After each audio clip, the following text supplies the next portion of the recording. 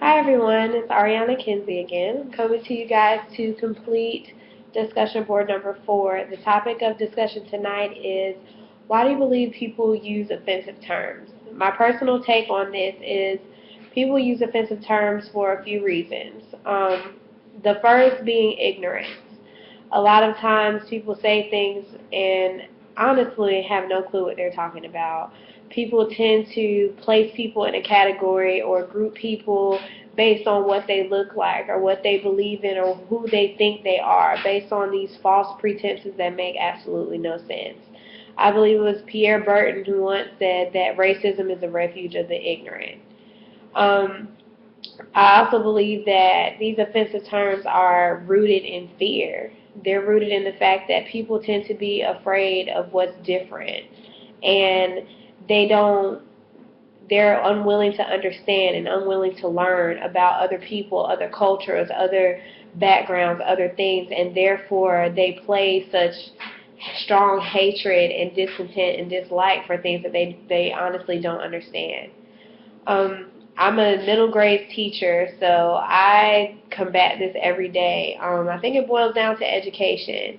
It's our responsibility, not just as counselors, but as human beings, to take a stance against these things and to let people know that no, that's not okay, that's not cool. I teach my students every day that you have to take a stand for something, and if you allow someone to use those kind of terms around you, or to talk about somebody else just because they're different, or treat somebody badly just because they're different, then you're equally as guilty.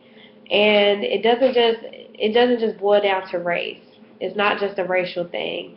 Um, there are so many discriminatory terms and so much hatred towards people based on a lot of different things, whether it's race or ethnicity, gender, um, disability, religious belief, sexual orientation, age.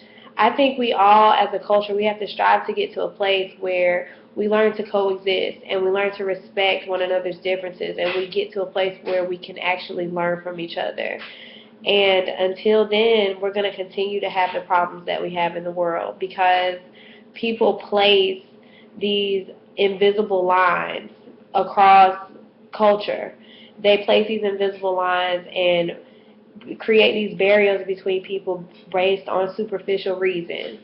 And as counselors, we have to try to soften those lines. We have to try to combat those issues and tear down those barriers and make an ethical and professional decision to help people regardless of who they are, where they come from, and what they believe.